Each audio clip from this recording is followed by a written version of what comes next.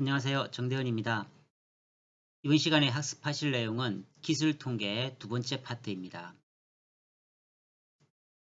수치 자료 측성치에는 크게 세 가지로 분포가 되어져 있습니다. 중심 경향치, 산포도, 그 다음에 분포 형태에 따라 우리가 학습할 내용이 조금씩 달라지는데요. 먼저 중심 경향치에는 평균 중앙값, 최빈값, 산포도에는요, 범위, 분산, 표준 편차, 그리고 변동계수, 분포 형태로는 외도, 기울기로 보통 표현을 합니다. 그리고 첨도 등에 관한 내용이 있습니다. 먼저 요약 통계 측정치에 크게는 중심 경향 측정치와 그 다음에 산포도 측정치로 구분을 할 수가 있습니다. 이 중심 경향 측정치에 우리가 가장 많이 쓰는 것이 단순한 산술 평균이겠죠. 중심 위치에 대한 가장 중요한 측정치가 바로 이 변수의 평균인데요. 이 평균은 자료 집합의 중심 위치에 대한 정보를 우리가 파악할 수 있는 것입니다. 그리고 뒤에서 이제 하나씩 기타 내용 등을 한번 쭉 살펴보게 될 건데요. 자, 먼저 평균 관련해서 세부적인 내용을 한번 살펴보시겠습니다. 자, 먼저 전반적인 이 상용 기호를 여러분들이 꼭 구분을 하셔야 됩니다. 자, 표본일 때 평균은요, X바로 표현되어 있죠. 표준 편차는 S, 분산은 표준 편차의 제곱승이기 때문에 S의 제곱승, 크기는 스몰 n을 사용하였습니다. 그렇지만 모집단을 뜻할 때에는 이렇게 뮤, 시그마, 시그마 제곱, 라지 n으로 표현한다는 것을 여러분들이 꼭 구분을 하셔야 됩니다. 별도로 주어진 데이터가 표본이라는 것을 상기시키지 않는 경우 표본인지 모집단인지는 여러분 스스로 이 기호를 보고 구분을 하실 수가 있어야 된다는 뜻입니다. 자, 세 분포의 중심 위치를 한번 비교해 보세요. 먼저 분포 A가 이것을 이제 평균이라고 보시면 됩니다. 평균을 중심으로 좌우 대칭 모양의 이런 형태가 이루어졌다고 가정을 해보세요. 그렇지만 오른쪽으로 확연하게 기울어 있는 이런 분포 형태도 이룰 수가 있겠죠. 그 다음에요. 이와 같이 분산의 크기가 다른 이런 형태도 있을 수가 있을 겁니다. 다음은 두 분포의 산포도 비교표입니다. 먼저 분포 A를 보시면 이런 형태를 띠고 있다고 했을 때요. 분포 B는 평균을 중심으로 산포 정도는 A에 비해서 조금 더 밀집되어 있죠. 모여져 있습니다. 그렇지만 평균을 중심으로 훨씬 더 뾰족한 모양의 형태를 띠고 있죠. 이처럼 우리가 그 자료 정보에 대해서 앞서 언급된 이 평균의 개념, 즉 중심 경향을 당연히 다루어 보아야 되겠지만 동시에 이처럼 그 산포도의 개념도 함께 고려해야 된다는 겁니다. 따라서 이 평균을 중심으로요. 우리가 평균은 민이라고 표현을 하죠. 이 평균을 중심으로 어떻습니까? 훨씬 이렇게 밀집되어 있는 형태이죠. 근데 A는요. 훨씬 외부로까지 이렇게 좀 흩어져 있는 형태입니다. 따라서 우리가 산포 혹은 이 분산 정도에 대한 측정치도 동시에 고려해야 한다는 것이에요. 이 산포도 혹은 분산 정도를 측정하는 분산이나 표준 편차, 특히 이제 평균을 중심으로 자료가 어느 정도 이렇게 흩어져 있는가 여부에 따라서 여러 해석이 달라지기 때문에 항상 동시에 고려해야 한다는 점입니다. 다음은 이 외도, 즉 기울기에 관한 분포입니다. 자, 현재 이와 같이 분포 A 같은 경우는 왼쪽 기울기라고 표현되어 있죠. 이처럼 외도는 평균을 중심으로요. 좌우 비대칭 정도를 나타내는 것입니다. 따라서 이처럼 이런 모양의 형태를 띠는 경우에는 이 외도가요.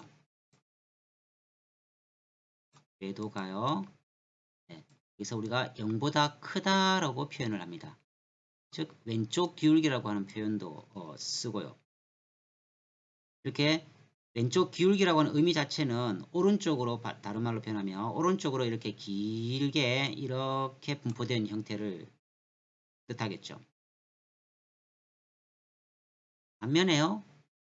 이와 정반대로 이렇게 오른쪽 기울기 형태로 띄는 즉 외도는 여기서는요 0 이하가 되겠죠. 0보다 작은 형태를 띠는 이런 분포도 있다라고 하는 것입니다. 즉 좌우 대칭인지의 여부를 우리가 외도라고 표현한다는 것입니다.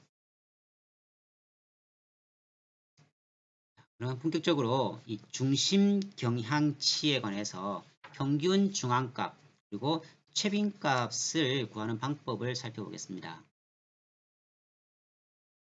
먼저 이 평균입니다. 자, 항상 전제를 잘 보셔야 된다고 했죠. 여기 보시면 모집단입니다. 모집단의 평균은 우리가 μ로 표현했습니다. μ는 모집단 구성요소 전체 라지 n분의 시그마 값, 즉 모든 관찰치의 합으로 수식을 나타낼 수가 있겠죠. 여러분들이 이러한 뭐 간단한 거는 이런 것을 기억을 하실 수 있겠지만 통계에서의 그 수식은요 굳이 암기하실 필요는 없습니다. 그리고 테스트 할 때도 이러한 기본 공식은 다 제시를 하니까요. 크게 염려하지 않으셔도 됩니다. 반면 표본의 경우는요. 평균을 x바로 표현을 했고 스몰 n으로 표현한다는 차이점만 구분하시면 되겠습니다. 평균 계산의 예를 한번 볼까요? x바의 의미는 얘가 샘플이라는 뜻이겠죠. 전체 7개 분에 쭉 합산을 한 시그마 값을 계산을 하면요 5.6이 나와지네요. 자, 역시 x바라고 하는 의미 자체는 샘플임을 여러분들이 아실 수가 있습니다. 그래서 뭐 x바는 표본 평균, 그다음에 시그마 합기호, 각 계급의 뭐 도수, 그다음에 x는 중앙값, 그리고 표본 관찰 수 등을 뜻하겠죠. 자, 이러한 곡선이 있다고 했을 때에 평균을 표현합니다. 자, 평균을 중심으로요. 떨어져 있는 거리가 되죠. 그래서 우리가 이것을 편차, 즉 표준 편차라고 표현을 한다는 것입니다. 그래서 표준 편차를 한마디로 표현을 하면 평균으로부터 떨어져 있는 거리가 되는 것이죠. 산술 평균의 장단점을 한번 살펴보겠습니다. 모든 사물은 중심, 즉 평균으로 회귀한다는 이 골턴의 연구가 통계학에서 매우 중요하게 사용되고 있는데요. 먼저 장점을 보시면 사람들에게 친숙하고 명확하다는 것, 모든 자료 집합은 유일한 평균값을 갖게 되겠죠. 그리고 통계 처리함에서 매우 유용하게 활용 가능합니다. 하지만 단점도 있다는 것입니다. 극단값, 우리가 이상치라고 표현을 합니다. 이상치 혹은 영어로는 이제 아웃라이어라고 표현을 쓰는데요. 평균으로부터 굉장히 많이 떨어져 있는 것이 있을 수 있겠죠. 평균으로부터 이렇게 평균의 산포가 이렇게 분포가 밀집되어 있어야 됨에도 불구하고 극단적으로 이렇게 떨어져 있는 이러한 것들 때문에 평균에 영향을 미침으로써 이 중심에 모여있지 않게 된 것으로 인해서 이러한 값은 어떻겠습니까? 바로 정보를 왜곡하는 현상이 발생할 수가 있다는 것도 여러분들이 단점으로 기억을 하시기 바랍니다. 뭐 이제 다소 계산량이 많을 수가 있고요. 그리고 자료가 굉장히 방대한 경우는 계산이 뭐 쉽지 않을 수가 있겠죠. 평균에 대한 또 다른 우리가 이해할 부분이 있는데요. 물론 이러한 평균 개념의 유용성 부분에 있어서는 산업 초기에, 산업사회 초기에 이 소품종 대량 생산 시스템에서는 전반적으로 이 대표값을 활용하는 가치가 높았지만 오늘날은 다품종 소량 생산 시스템입니다. 따라서 다소 혼란을 초래할 수도 있다고 하는 것입니다. 그래서 뭐 평균이 생산을 잡는다가 되어 있죠. 예를 들면 극단적인 예이기는 합니다만 아주 큰 강을 건너야 되는 경우에 강의 평균 수심이 1.4m, 병사들의 평균 신장이 1m 65라고 했을 때에 충분히 건널 수가 있겠다는 판단을 하고 도하를 시키는 경우에 대형 참사로 이어질 수도 있다는 뜻이죠. 평균이 그렇지 가장 깊은 곳, 즉 이상치 극단값들이 있는 경우에는요. 전원 사망할 수 있는 뭐 이런 것도 고려를 해야 한다는 겁니다. 예를 들어서 또 드러났죠. 운영 시스템 구축 시 고객 접속에 대한 서버의 최대 부하량, 갑자기 예상치 못했던 한꺼번에 몰릴 경우에는요. 서버가 다운되는 경우도 종종 발생하죠. 주부들의 평균적 키에 맞춘 싱크대 같은 경우 누구에게는 굉장히 불편한 그런 높이일 수도 있을 겁니다. 그래서 우리가 세분화시킬 필요성이 있다라고 하는 겁니다. 마케팅 전략에 있어서도 시장 세분화 전략이 요구되어진다라고 하는 겁니다. 따라서 우리가 마케팅 타겟 마케팅에 따라서 평균도 다를 수밖에 없다라는 것이죠. 예를 들면은 연령대별로 세분화시킨다든지 와 같은 치밀한 전략이 필요할 겁니다. 분포가 기울어져 있으면 평균은 재검토돼야 될 필요성이 있겠죠. 즉 외도를 감안을 해야 한다는 뜻입니다. 다음은 나누어야 새롭게 보인다라고 했습니다. 그래서 제품별 정확한 기준 등을 세워서 측정을 해야 제대로 된 평균의 개념을 활용할 수가 있다고 하는 겁니다. 여기서 예로 들어놨어요. 대학원 입학 시 남녀 차별성이 있다. 또는 여러 제품 생산 시 불량률을 개선한다는 것이 우리가 원하는 데이터 값을 반영하지 못할 수가 있다고 하는 겁니다. 자, 남자와 여자 대학원의 합격 비율을 한번 봅시다. 남자가 52%이고 여자가 39%라고 했을 때에 이 단순한 평균값을 바탕으로 평가를 해도 되는지의 여부입니다. 자, 세분화를 한번 시켜보는 경우요. ABCDF 학점별로 이렇게 분류를 한다고 했을 때에 이처럼 평균값을 잘 대변하지 못하는 이런 영역이 있을 수 있다고 하는 것입니다.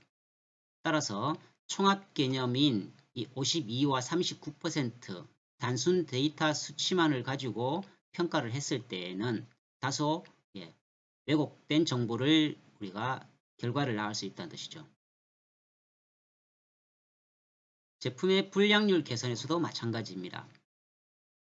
불량률이 예를 들어서 평균 5%, A 경우 5%, B의 경우 10% 나왔다고 했을 때에 3월과 4월 이 각각에 대한 생산량이 다르죠. 자, 이런 경우 1500대 500을 단순 비교해버려서 불량률을 계산했을 때 다소 왜곡된 정보를 주는 것은 아닌지 한번 검토를 해봐야 된다는 뜻입니다. 그래서 전체 생산량 대비 우리가 분량수를 감안할 필요성이 있다라고 하는 거죠. 다음은 중앙값입니다. 그러니까 미디언이라고 표현을 하죠.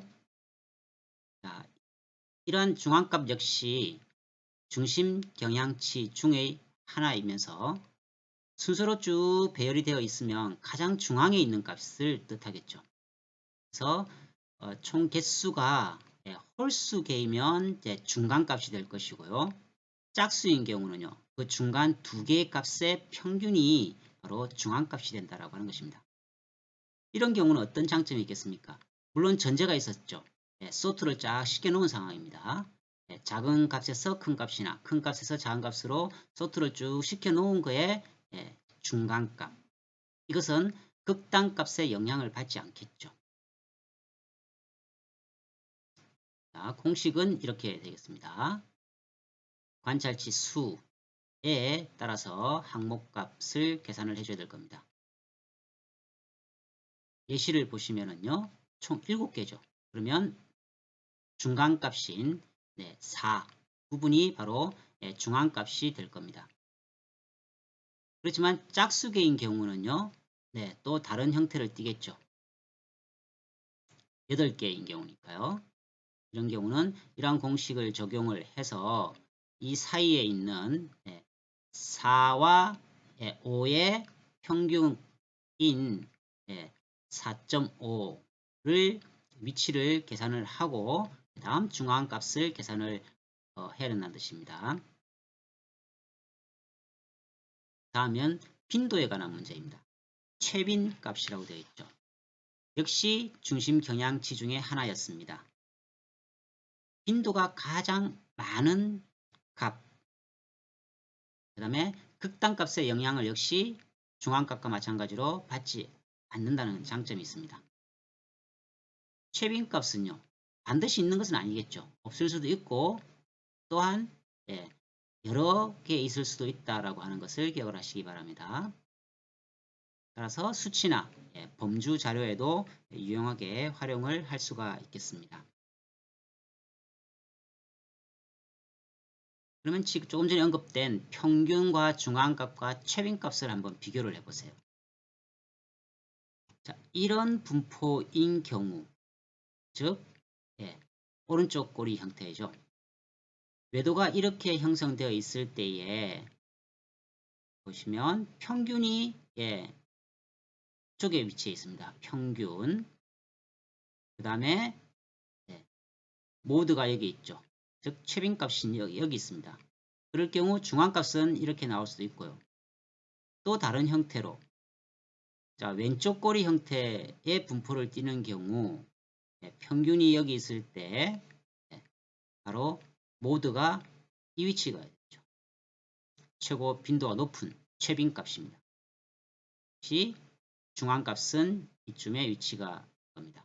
그래서 이 외도의 분포, 즉 분포에 따라서 다를 수 있다라고 하는 것을 기억을 하시기 바랍니다. 자, 평균값, 중앙값, 최빈값 계산식은 앞서 살펴본 것과 같습니다. 다음은 3포도의 개념을 살펴볼게요. 흩어진 정도라고 표현을 했었죠. 첫 번째 범위입니다. 가장 간단한 이 분산 정도 측정치는 바로 이 레인지라고 표현하는 범위입니다. 이 3포도 측정치로서 최대값과 최소값의 차이를 뜻한다 되어 있죠. 범위는 최대값에서 최소값을 빼는 방식으로 계산을 합니다. 따라서 이 자료 분포에 대해서는 전혀 고려가 되어 있지 않다라고 하는 것입니다. 그래서 뭐 7, 8, 9, 10 이런 식으로 두 개씩 분포가 되어 있거나 혹은 7, 8, 9, 10 이런 식으로 어떤 형태로 분포가 되어 있든지 간에 최대값에서 최소값을 뺀 것을 우리가 범위라고 표현을 하자는 겁니다. 다음은 다소 좀 여러분들이 어려울 수 있는 4분위수 편차입니다. 먼저 3포도 측정치 값으로서요. 제1사분위와 제3사분위수 간의 차이라고 되어 있죠. 따라서 계산 방식은 Q3에서 Q1을 뺀 형태로 표시를 해줍니다. 그럼 여기서 우리가 왜 이 4분위 값을 제외하는지에 관한 이유를 좀 아셔야 되는데요. 이 분산 정도의 그 측정치 중에서 바로 극한값의 영향을 피할 수 있는 측정치로서 우리가 이 4분위 편차라고 하는 IQR을 씁니다. 따라서 이 아웃라이어죠, 그죠? 극단치, 이상치가 섞여서 이 통계값을 흐릴 수 있는 부분을 배제하자는 취지로 3, 4분위에서 1, 4분위를 뺀 형태로 구하면은 가장 이상적이라고 하는 뜻입니다. 그래서 중간 50%의 분포만을 반영을 해준다는 것입니다. 자, 수치상으로 한번 볼게요.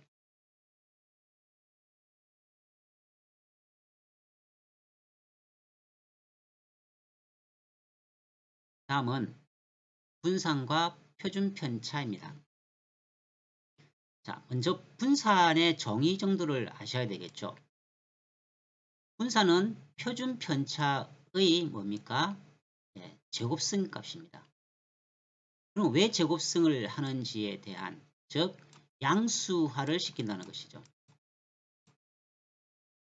다음에 보조 PPT를 통해서 이 양수화 시키는 이유에 대해서는요, 다시 한번 세부적으로 설명을 한번 드리겠습니다.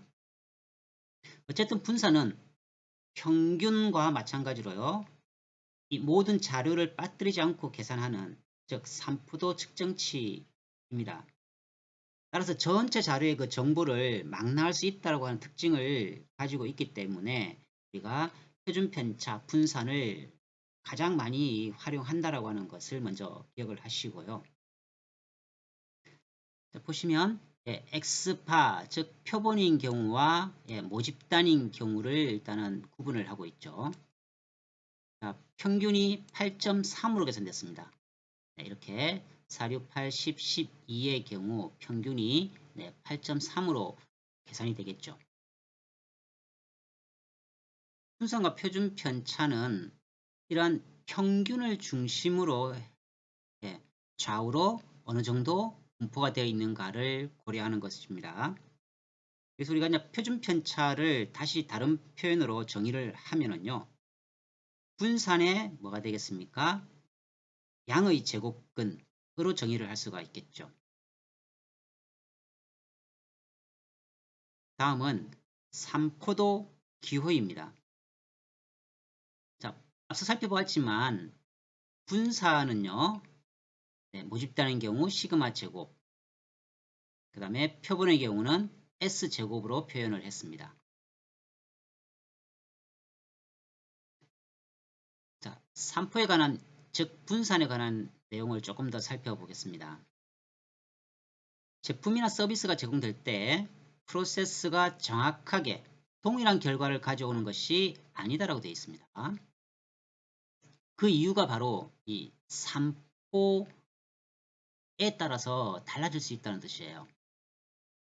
산포는 모든 프로세스에 존재하는데 보시면 이 평균을 중심으로, 그죠?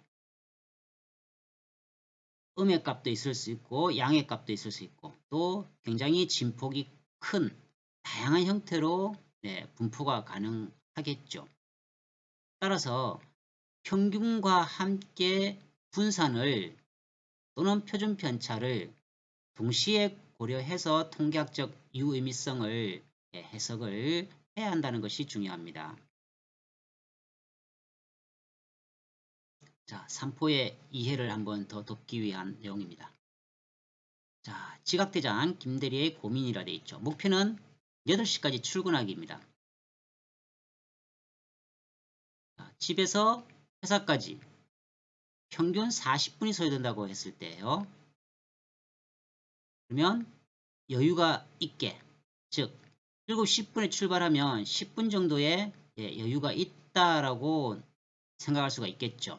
단순 계산을 했을 경우에. 그죠? 근데도 일주일에 꼭 하루는 지각을 하더라. 그래서 이런 결과가 나올 수밖에 없는 이유가 뭔지, 그런 것을 통계학적으로 여러 유의미한 해석을 하기 위해서는 바로 이 3포의 개념을, 즉 분산, 표준 편차의 개념까지 함께 고려해야 된다는 것입니다. 자, 출근 시간이 평균 30분에서 80분이 소요된다고 계산을 해볼게요. 그러면 분포가 어떤 식으로 되겠습니까? 바로 이런 모양이 되겠죠. 자, 평균은 따라서 40분이 될 겁니다. 그렇지만 30분이 소요되는 경우와 80분이 소요되는 경우 간의 평균으로부터의 이 거리가 굉장히 가깝기도 하고 멀기도 하다는 뜻입니다. 따라서 우리가 평균보다는 이 3포가 함께 고려되어야 된다는 이유이겠죠. 따라서 6시 40분에는 집을 나와야 된다라고 하는 이런 결론을 도출할 수 있을까? 한번 생각해 보시기 바랍니다. 자, 이 3포는 오차, 불확실성, 위험, 즉 이러한 세 가지 요소를 함께 반영을 시켜줄 수 있다고 하는 것에서 단순 평균과 더불어 함께 고려의 대상이어야 된다라고 하는 것이 결론이겠죠. 우리가 일반 기업의 비즈니스 모든 곳에서도 이 바로 존재하는 이러한 불확실성을 통계학적으로 최소화시켜 나갈 수 있는 그런 전략이 필요한 이유입니다. 자, 이러한 3포 때문에 어떤 것을 고려해야 될까요? 불확실성에 대비하기 위해서 충분한 여유가 필요하겠죠. 그래서 우리가 출국 시에 한두 시간 일찍 도착해야 되고 콜센터의 상담원 수도 여유 있게 배정을 해야 될 것이고 공장 재고 역시 마찬가지겠죠.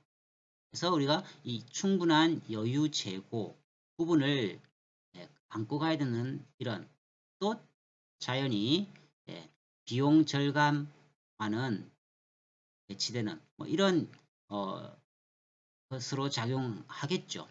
그래서 많은 것을 함께 고려해야 된다라고 하는 겁니다.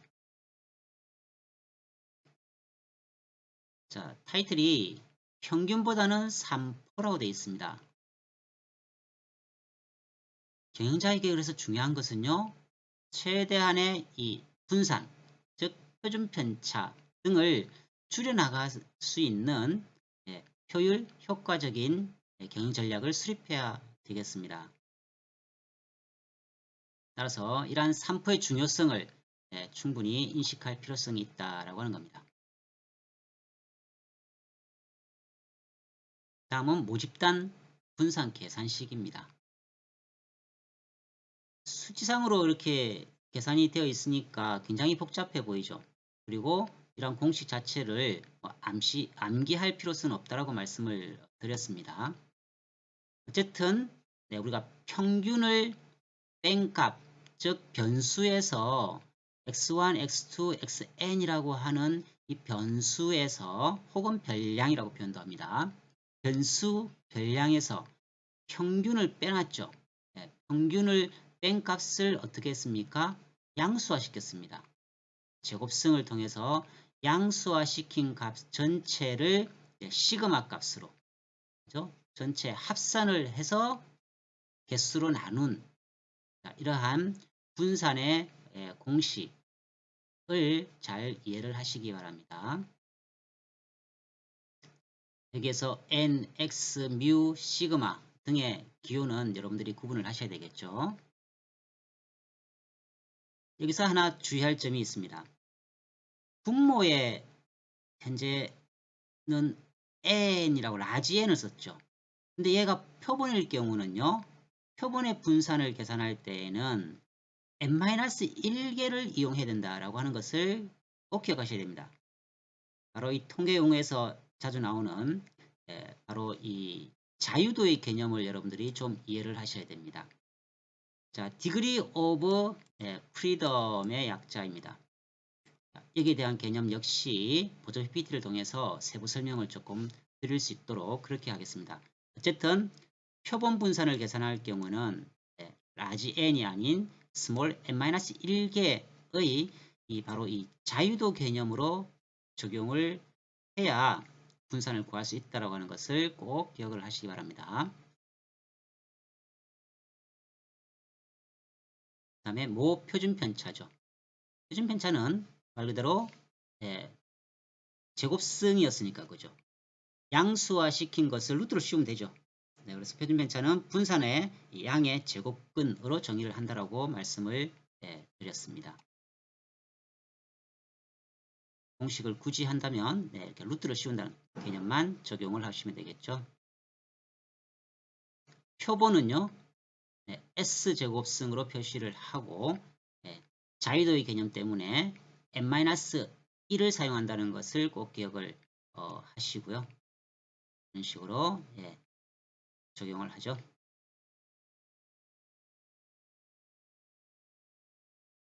자, 표본 분산은요. 루트를 씌우면 되겠습니다.